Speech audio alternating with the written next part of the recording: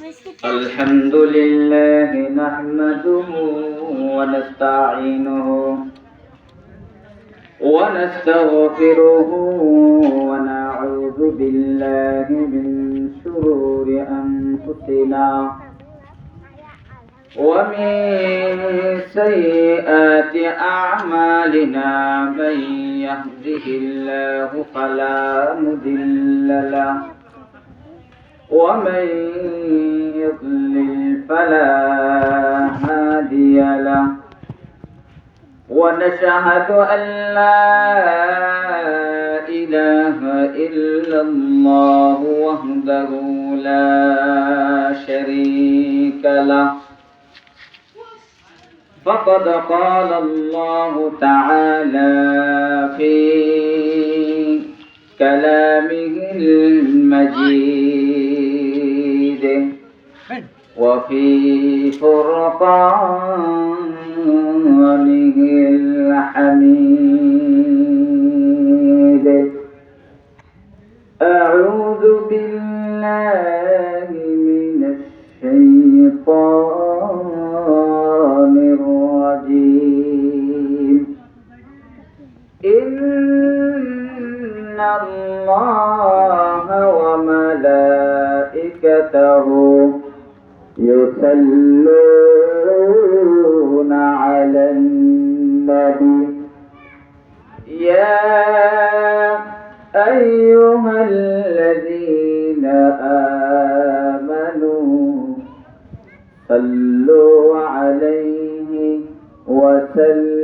وسلموا تسليما صلى الله على سيدنا محمد وآله وأصحابه وسلم صلى الله على سيدنا محمد وآله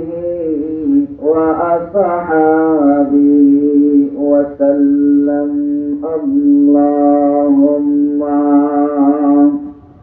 صل على سيدنا مولانا محمد وعلى آل سيدنا مولانا محمد أرشد لي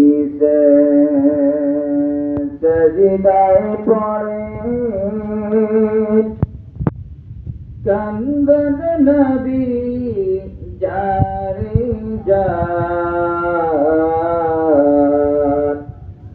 মাফ করে দাও গো আল্লাহ উম্মত আমার গুনাহগার আল্লাহুম্মা সাল্লি আলা সাইয়্যিদিনা মাওলানা মুহাম্মদ ওয়া আলা আলি সাইয়্যিদিনা মাওলানা মুহাম্মদ এমন গরে যাইতে হবে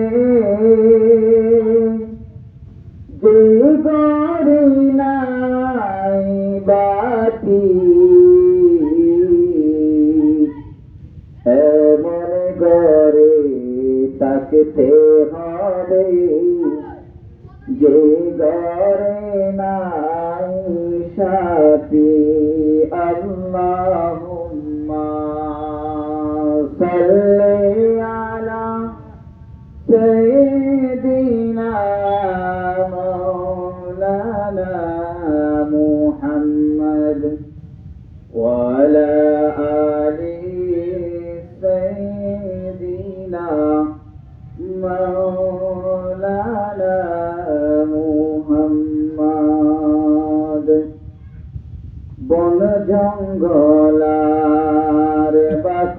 হরিণে চিনল দয়াল নবীকে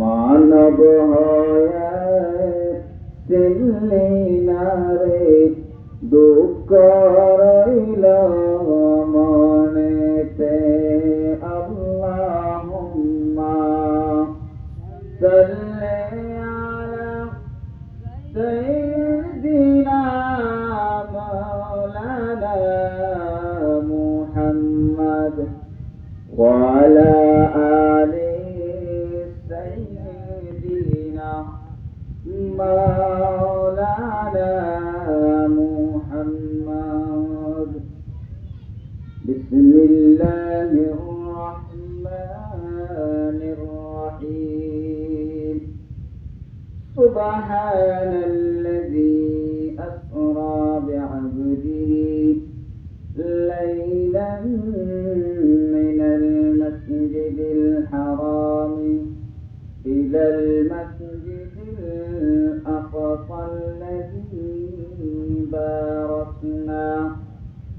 باركنا حوله لنريه من آياتنا إنه هو السميع البصير صدق الله مولانا العظيم وصدق رسوله النبي الحبيب الكريم ونحن على ذلك من الشاهدين والشاكرين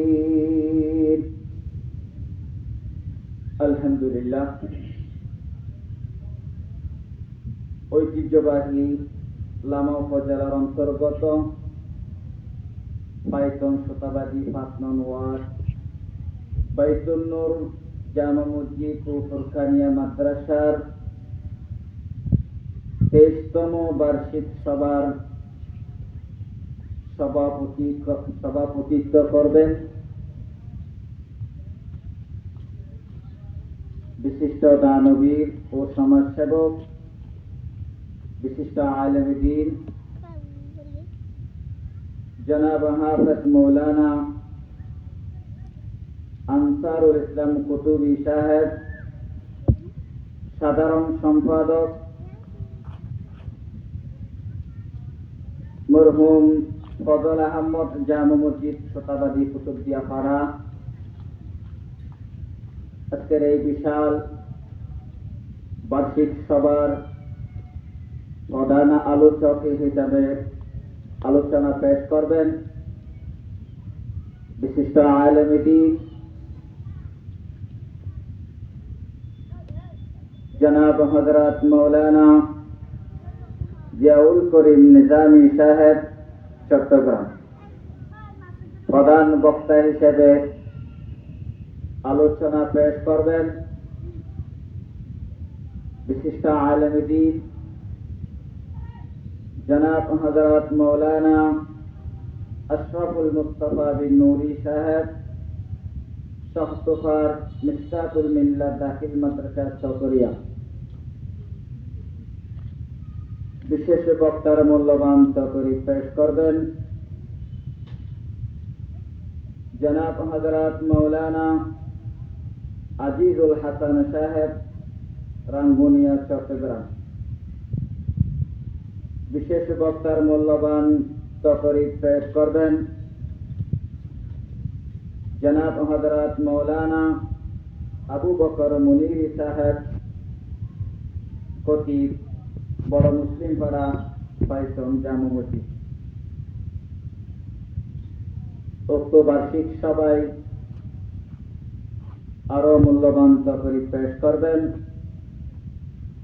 হযরত মৌলানা আব্দুল্লাহ আল মামুন, সম্মানিত শিক্ষক, বানিয়াছড়া মাদ্রাসা চকরিয়া। আজকের এই বিশাল বার্ষিক সভার এই অধিবেশনের এ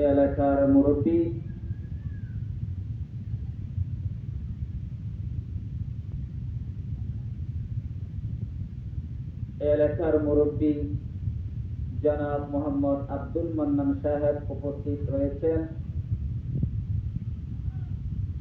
আরো উপস্থিত রয়েছেন বিশিষ্ট আলেমে দ্বীন জনাব হযরত মাওলানা ইব্রাহিম সাহেব। মাইকের আওয়াজ যতটুকু যায় এলাকার সর্বস্তরের মুসলিম তাওহীদি জানাতা, পর্দার অন্তরাল অবস্থানরতা সম্মানিতা মা এবং বোনেরা, সবাইকে জানাচ্ছি আসসালামু আলাইকুম ওয়া রাহমাতুল্লাহি ওয়া বারাকাতুহু। সর্বপ্রথম সেই মহান মনিবের দরবারে লাখো কোটি শুকর আদায় করি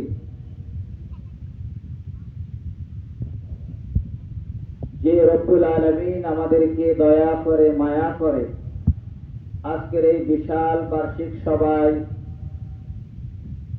কিছু কোরআন এবং হাদিসের আলোকে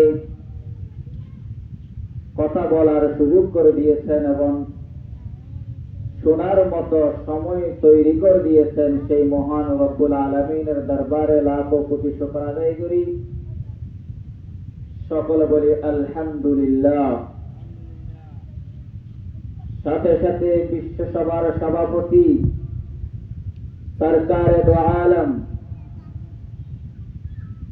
নূরে মুজাসসাম সৈয়দুল আম্বিয়া জনাব মুহাম্মদ রাসূলুল্লাহ সাল্লাল্লাহু আলাইহি ওয়াসাল্লামের উপর দরুদ।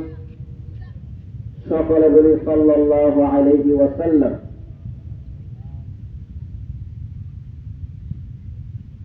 আজকের এই বিশাল বার্ষিক সভায় আমাদেরকে কিছু কথা বলার সুযোগ করে দিয়েছেন এলাকার সর্বস্তরের মুসলিম তাওহীদি জানাতা, তাদেরকে আন্তরিক ধন্যবাদ এবং মোবারকবাদ জানাচ্ছি। আল্লাহ সুবহানাহু ওয়া তাআলার দরবারে তৌফিক কামনা করি আল্লাহ সুবহানাহু ওয়া তাআলা যদি দয়া করে এবং মায়া করে পাঠকৃত আয়াতের আলোকে কিছু কথা বলার সিদ্ধান্ত নিয়েছি। সেই মহান মনিবের দয়া যদি হয় এই আয়াতের আলোকে কিছু কথা বলার চেষ্টা করব ইনশাআল্লাহ। আল্লাহ সুবহানাহু ওয়া তাআলা আমাদের সকলকে শোনার এবং বোঝার তৌফিক দান করুন। সকল বলে আমিন। আমি পবিত্র কালামুল্লাহ শরীফের সূরাতুল বনী ইসরাঈলের প্রথম আয়াতে কারিমা তেলাওয়াত করেছি। আল্লাহ সুবহানাহু ওয়া তাআলা এই মাসে, এটি হচ্ছে রজব মাস। রজব মাস রাসূল সাল্লাল্লাহু আলাইহি ওয়াসাল্লাম বলেছেন শাহরুল্লাহ, এই রজব হচ্ছে আল্লাহ সুবহানাহু ওয়া তাআলার মাস। এই মাস অত্যন্ত ফজিলতের মাস। আল্লাহ সুবহানাহু ওয়া তাআলা আমাদেরকে দয়া করে মায়া করে এই মাস পর্যন্ত আমাদেরকে হায়াত দান করেছেন। রাসূলুল্লাহ সাল্লাল্লাহু আলাইহি ওয়াসাল্লাম বলেছেন, যদি তোমরা রজব মাস পর্যন্ত হায়াত পাও তাহলে তোমরা আল্লাহর কাছে তৌফিক চাও, আল্লাহ সুবহানাহু ওয়া তাআলা যাতে আপনাকে আমাকে রমাদান পর্যন্ত হায়াত দান করে। সুবহানাল্লাহ। আল্লাহর হাবিব সাল্লাল্লাহু আলাইহি ওয়াসাল্লাম আমাদেরকে শিখিয়ে দিলেন, আল্লাহুম্মা বারিক লানা ফি রজব ওয়া শাবান ওয়া বাল্লিগনা রমাদান। اللهم بارك لنا في رجب وشعبان وبلغنا رمضان সেই রমাদান কেন দামি হলো? এই রজব মাস আল্লাহ সুবহানাহু ওয়া তাআলা রজব মাসকে দামি করলেন এই জন্য আল্লাহ সুবহানাহু ওয়া তাআলা প্রিয় হাবিব সাল্লাল্লাহু আলাইহি ওয়াসাল্লামকে এই মাসে মেরাজ করিয়েছিলেন। সুবহানাল্লাহ। সেই মেরাজের কারণে আল্লাহ সুবহানাহু ওয়া তাআলা এই মাসকে দামি করেছেন। সুবহানাল্লাহ। সেই কথা আল্লাহ রাব্বুল আলামিন মেরাজ, ইসরা এবং মেরাজ দুইটি বিষয় সংগঠিত হয়েছে রজব মাসে। কেন রজব আল্লাহ সুবহানাহু ওয়া তাআলা সংগঠিত করলেন?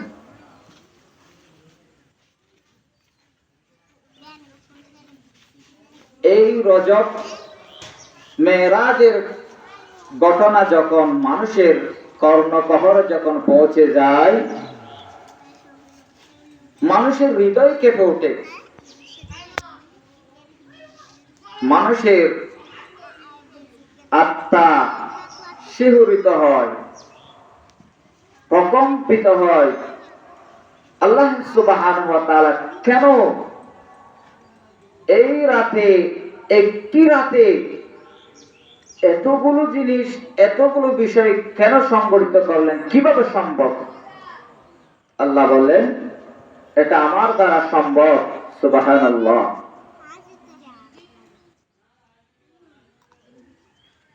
এই রাত এমন রাত যেই দিন আসমানের দরওয়াজা সমূহ আল্লাহ সুবহানাহু ওয়া তাআলা নবীর জন্য খুলে দিয়েছেন। সুবহানাল্লাহ।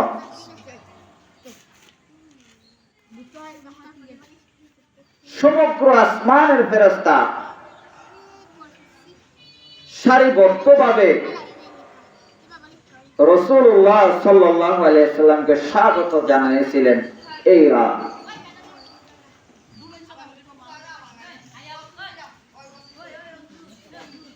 রাসূলুল্লাহ সাল্লাল্লাহু আলাইহি ওয়াসাল্লাম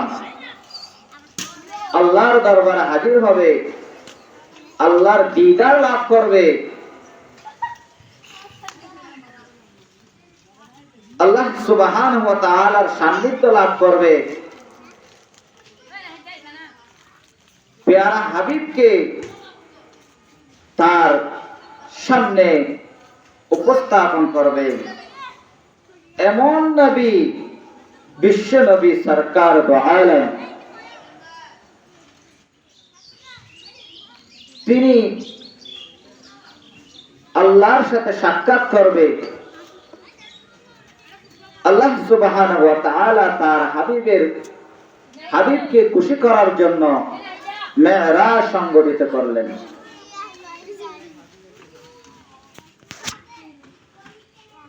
এই মেরাজ কেন হলো?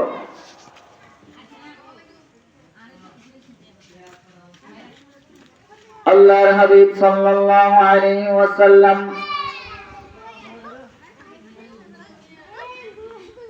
মক্কার জমিনে ইসলামের দাওয়াত দিতেন। মক্কার জমিনে ইসলামের দাওয়াত প্রচার করতেন, যাদের বলে তিনি ইসলামের দাওয়াত দিতেন। সে এমন করুণ ঘটনা আল্লাহ সুবহানাহু ওয়া তাআলা এমন একটি ঘটনা সংগঠিত করলেন যার নাম মেরাজ। এই মেরাজ সংগঠিত করলেন যে সময়ে রাসূলুল্লাহ সাল্লাল্লাহু আলাইহি ওয়াসাল্লাম যাদের হাত ধরে, যাদের পরামর্শ তার দিন চাটিয়েছিলেন, ইসলামের দাওয়াত দিতেন। রাসূলুল্লাহ সাল্লাল্লাহু আলাইহি ওয়াসাল্লামের জন্মের আগে তার পিতাকে হারিয়েছিলেন। 6 বছরে মাকে হারালেন। তারপর রাসূল সাল্লাল্লাহু আলাইহি ওয়াসাল্লামকে লালন পালন করার জন্য দাদার হাতে তুলে দিলেন। দাদা আব্দুল মুত্তালিব দুনিয়া থেকে চলে যাওয়ার পর তার চাচা আবু তালেব তাকে দেখাশোনা করেন। আল্লাহ সুবহানাহু ওয়া তাআলা দয়া করে, মায়া করে আশ্রয় দিলেন আবু তালেবের হাতে।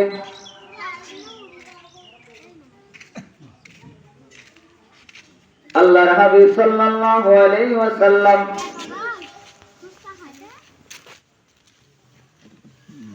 দ্বীনের দাওয়াত দিতেন। হযরত আবু তালেব যখন মৃত্যুবরণ করলেন, আল্লাহর হাবিব সাল্লাল্লাহু আলাইহি ওয়াসাল্লাম হতাশ হয়ে গেলেন। যদিও ইসলাম গ্রহণ করেনি, আল্লাহর হাবিব সাল্লাল্লাহু আলাইহি ওয়াসাল্লাম চাচার হাত ধরে সমস্ত কিছু করতেন। এরপর আবু তালেব যখন মৃত্যুবরণ করলেন, আল্লাহর হাবিব সাল্লাল্লাহু আলাইহি ওয়াসাল্লাম হতাশ হয়ে গেলেন। আবু তালেবের মৃত্যুর 3 দিন অথবা 5 দিন পর রাসূলুল্লাহ সাল্লাল্লাহু আলাইহি ওয়াসাল্লামের সহধর্মিণী আম্মা জান খাদিজা রাদিয়াল্লাহু তাআলা আনহা মৃত্যুবরণ করলেন। যে দুইজন মানুষ আল্লাহর হাবিবকে সব সময় পরামর্শ দিতেন যে খাদিজা রাদিয়াল্লাহু তাআলা আনহার সমস্ত সম্পদ রাসূলের জন্য ব্যয় করলেন। সুখে দুঃখে রাসূলুল্লাহ সাল্লাল্লাহু আলাইহি ওয়াসাল্লামের সাথে থাকতেন। তারা দুইজন যখন দুনিয়া থেকে চলে গেলেন, আল্লাহর হাবিব সাল্লাল্লাহু আলাইহি ওয়াসাল্লাম অনেক টেনশনে পড়ে গেলেন, চিন্তা পড়ে গেলেন, হতাশাগ্রস্ত হয়ে গেলেন, শোকে কাতর হয়ে গেলেন। এই মক্কার জমিনে আমি যখন দাওয়াতি কাজ করি, আমার উপর যত বিপদ আসুক না কেন, আবু তালেব এবং খাদিজা রাদিয়াল্লাহু তাআলা আনহু তারা আমাকে আশ্রয় দিতেন, পরামর্শ দিতেন, সাহারা দিতেন। তারা যখন দুনিয়া থেকে চলে গেলেন, রাসূলুল্লাহ সাল্লাল্লাহু আলাইহি ওয়াসাল্লাম খুব হতাশাগ্রস্ত হয়ে গেলেন। এমন সময় রাসূলুল্লাহ সাল্লাল্লাহু আলাইহি ওয়াসাল্লাম দাওয়াতি কাজ করার জন্য তায়েফে গেলেন। তায়েফ যখন দাওয়াত কাজ শুরু করলেন, তায়েফের অধিবাসীদেরকে যখন লা ইলাহা ইল্লাল্লাহু মুহাম্মাদুর রাসূলুল্লাহ সাল্লাল্লাহু আলাইহি ওয়াসাল্লাম এর দাওয়াত দিলেন, কালিমার দাওয়াত দিলেন, তায়েফের অধিবাসীরা রাসূলুল্লাহ সাল্লাল্লাহু আলাইহি ওয়াসাল্লামকে নির্যাতন নিষ্পেষণ করেছিল, টাট্টা বিদ্রুপ করেছিল। রাসূল সাল্লাল্লাহু আলাইহি ওয়াসাল্লাম মক্কা থেকে তায়েফে দাওয়াত দেওয়ার জন্য বড় আশা নিয়ে তায়েফ চলে গেলেন। চিন্তা করলেন যদি আমি তায়েব যাই, ওই মক্কার মানুষদের থেকে তায়েবের মানুষদেরকে আমি দাওয়াতি কাজ সুবিধা করতে পারবো, সহজে তাদেরকে দাওয়াত দিতে পারবো। এই চিন্তা করেন তিনি যখন তায়েব গেলেন, তায়েবের অধিবাসী রাসূলুল্লাহ সাল্লাল্লাহু আলাইহি সাল্লামকে নির্যাতন করলেন, নিষ্পেষণ করলেন। এমনকি কিশোর ছোট্ট ছোট্ট বালকদের দিয়ে পাথর নিক্ষেপ করিয়েছিল, লেলিয়ে দিয়েছিল। সেজন্য বলেন, কে না কে দিন প্রচারের কাজে নিজেকে দিয়ে